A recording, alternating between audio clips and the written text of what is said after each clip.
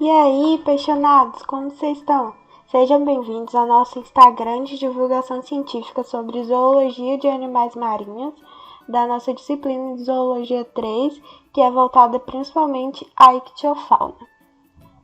Os componentes desse grupo que vão construir esse trabalho é a Caroline Pereira Rodrigues, a Júlia Souza, Maria Eduarda Zucchi e eu, Maria Silvia. Sejam bem-vindos ao nosso Instagram e acompanhem alguns resumos já feitos até agora. Dando início às postagens, vou começar falando sobre o filo Echinodermata, que são os animais que estão representados aqui nessa imagem. E logo abaixo tem suas respectivas famílias. Aqui a gente tem a estrela do mar, serpente do mar, a bolacha da praia, lírio do mar, pepino do mar e o ouriço do mar. Eu aposto que você já ouviu falar sobre algum deles. Passando aqui para a próxima parte, temos as características gerais. Bom, eles são exclusivamente marinhos. Eles foram os primeiros animais invertebrados deuterostomados, assim como os demais vertebrados que vamos ver daqui para frente. Suas formas larvais possuem simetria bilateral, já a adulta, radial. Eles são triploblásticos e possuem cavidade celômica, e o esqueleto deles é feito de carbonato de cálcio. Agora falando sobre o sistema vascular aquífero, consiste basicamente em um canal do anel central e canais radiais que se estendem ao longo de cada braço. E aí a água circula por essas estruturas e facilita as trocas gasosas, a nutrição, a predação e também sua locomoção, porque se projeta de orifícios no esqueleto pés tubulares. Aqui nessa parte, vamos ver um pouco sobre o sistema nervoso, o sistema excretor e a reprodução. O sistema nervoso é simples, com o anel nervoso no centro e 5 nervos radiais que se estendem ao longo dos braços. E eles possuem também estruturas análogas a um cérebro. Já o sistema excretor, eles possuem os podócitos, que são as células especializadas para a ultrafiltração de fluidos corporais. E esses podócitos são conectados por um sistema interno de canais até uma placa madrepórica. Sobre sua reprodução, eles são dimórficos e liberam seus óvulos e espermatozoides na água, então a fertilização é externa. E algumas espécies, as larvas se dividem sexualmente e se multiplicam antes de atingirem a maturidade sexual. E eles também conseguem regenerar partes do corpo que foram perdidas em algum trauma que sofreram. E se você gostou dessas informações, não esqueça de curtir, de comentar e de continuar acompanhando nosso Instagram, que a gente está só no começo. Agora nós vamos fazer uma introdução aos peixes e seus grupos principais. Os peixes podem ser classificados em 3 tipos diferentes. O primeiro deles é o ciclostomata, que são peixes que não possuem mandíbulas articuladas, então por isso eles vão possuir uma boca em formato circular, como por exemplo as lampreias e feiticeiras. Temos ainda os condrites, que são conhecidos popularmente como peixes cartilaginosos. Eles são mandibulados, no caso a sua mandíbula é articulada, e temos como representante os tubarões, raias e quimeras. Vamos ter também os osteites, que são conhecidos popularmente como peixes ósseos e se dividem em 2 grupos, os sarcopterige, que são peixes pulmonados com nadadeiras musculares, como por exemplo a gente tem aqui no Brasil a piramboia, e tem ainda os actinopterige, que são peixes com nadadeiras raiadas, como a sardinha e o atum. Com relação à anatomia e os órgãos sensoriais dos peixes, a gente vai ver primeiramente em relação à visão. A córnea ela é muito mais resistente e reforçada que a humana. Sua visão é circular, porque ele vai ter um cristalino redondo, que é um formato muito mais resistente à pressão da água, e vai contar com 2 estruturas sensoriais, que é o tapete lucindo, que é um refletor na região da retina, e peixes também que vão ser conhecidos como tratolho, porque eles possuem a adaptação da parte do olho para o ambiente aéreo e a outra para o ambiente aquático. Com relação à olfação, a gente tem que sempre lembrar que no peixe ela não tem função respiratória, apenas de percepção de cheiros, e cada lado do corpo possui 2 orifícios, um para entrada e o outro para saída de água. Com relação ao equilíbrio, a gente vai ter algumas estruturas, e a primeira que vamos ver aqui é os otólitos, que são pedras localizadas no labirinto central do peixe. Então, basicamente vão ser 6 pedrinhas e elas vão variar de tamanho e forma de acordo com o peixe. Vamos ter outras duas estruturas, que vão ser a linha lateral, que é um mecanorreceptor com percepção muito semelhante ao nosso ouvido. Então, essa linha capta qualquer vibração ao redor do peixe e assim ele pode perceber toda a movimentação ao seu redor. E a ampola de Lorenzini, que é um perceptor de eletricidade em tubarões, que são poros que vão conter um muco dentro deles com proteínas, que ao entrar em contato com alguma eletricidade, ela vai transmitir isso às células do sistema nervoso.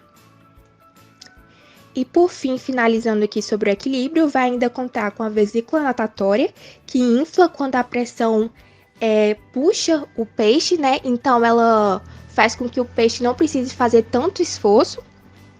E o aparelho de Weber, que vai captar vibrações ao redor do peixe até chegar ao ouvido interno. Então, é basicamente a modificação das 4 primeiras vértebras do peixe. Com relação ao sistema circulatório, a circulação é fechada e simples, o coração com 2 cavidades, um átrio e um ventrículo, e a circulação é no sentido horário. Então, em cima a gente vai ter o sangue arterial e embaixo o sangue venoso.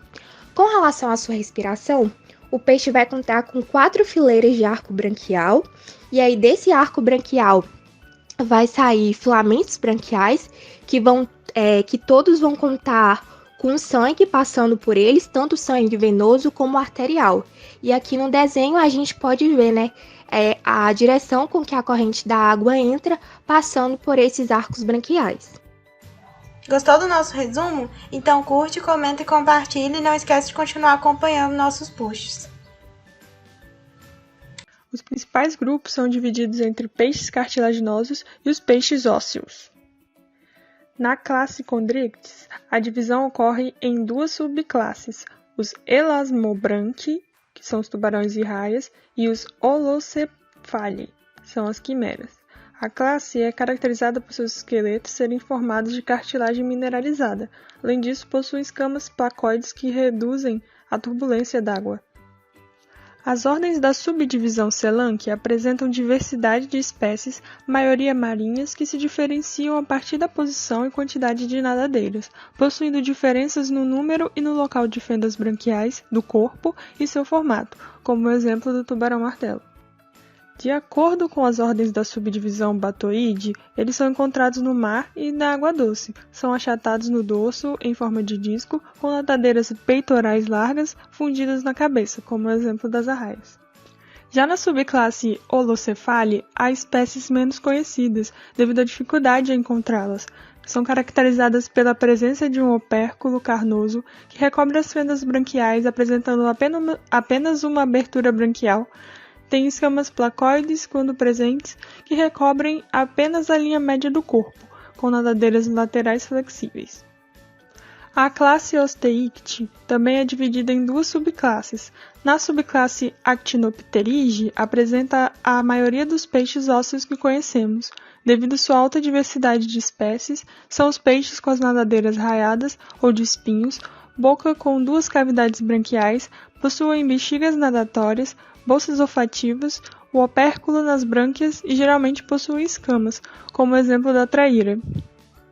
Na subclasse Sarcopterygii, os peixes possuem bexiga nadatória, que é semelhante ao pulmão vascularizado, pele recoberta por escamas pesadas embutidas, formadas por cosmina e recobertas por esmalte, apresentam nadadeiras lobadas pares, peitorais e pélvicas, fortes e carnosas, maxilas poderosas com dentes, bolsas afetivas. O exemplo é essa espécie de selacão. E é isso. Quem é apaixonado de verdade vai curtir, compartilhar e comentar um coração. E encerrando essa primeira semana de posts, vamos falar um pouquinho sobre a reprodução dos peixes, com enfoque maior nas estratégias reprodutivas e na bioecologia desse grupo. Bom, para iniciar, nós trouxemos aqui o conceito de Vazolé 1996 para o que é reprodução, que é o processo pelo qual a espécie vai se perpetuar, transmitindo a seus descendentes as mudanças ocorridas em seu genoma. O grupo dos peixes possui um grande número de espécies, bem como estão inseridos em um ambiente vasto, com grandes variações de características. Por isso, cada uma dessas espécies vão apresentar estratégias reprodutivas.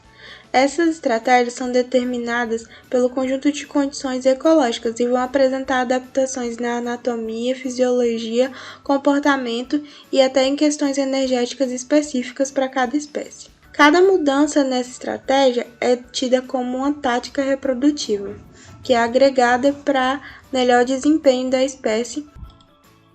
Como dito anteriormente, esses animais apresentam uma grande variedade nas características sexuais, inclusive no momento de definição do seu sexo. Muitas espécies vão ser gonocóricas, ou seja, vão ter os sexos separados, tendo indivíduos masculinos e femininos.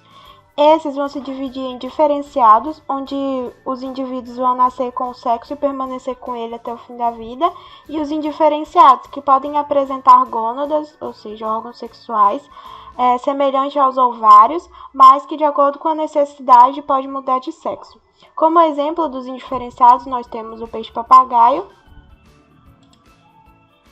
Além disso, vão existir espécies unissexuais. Como exemplo, nós trouxemos a ginogênese e a hibridiogênese. Na ginogênese, as fêmeas vão ser 3Ns e vão ter sua fecundação estimulada por espermatozoide de outra espécie sem que seja necessária a fecundação. É um tipo de partenogênese. Como exemplo, nós trouxemos a Molinésia amazona, que é uma espécie amazônica. Além disso, temos a hibridiogênese, onde as fêmeas 2N copulam com indivíduos de outra espécie, mas somente genes femininos são repassados. Dessa forma, evita-se a geração de híbridos. Como exemplo, nós temos a tilápia. Para conhecimento das características reprodutivas de espécies, são observadas algumas variáveis, como o local de desova e a época de desova. Essa principalmente vai auxiliar na fiscalização e proteção dessas espécies para que haja sucesso reprodutivo. Outra seria o comprimento do animal na primeira maturação, onde obtém-se uma média no tamanho que a espécie inicia sua atividade reprodutiva.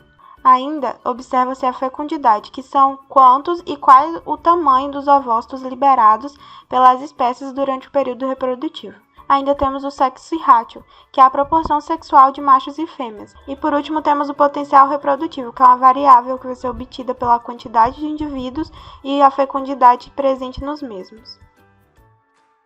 Além disso, são analisadas a morfologia e histologia das gônadas, que vão demonstrar, de acordo com esses passos da imagem, em qual fase reprodutiva o animal se encontra.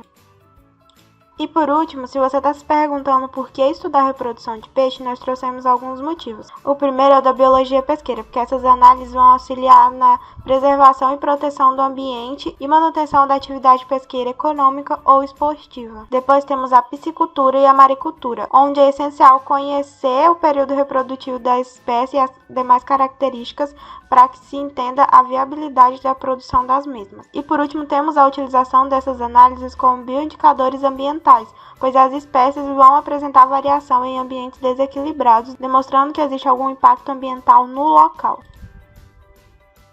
E é isso, esse é nosso último post. Se gostou, curte, comenta e compartilha com a galera.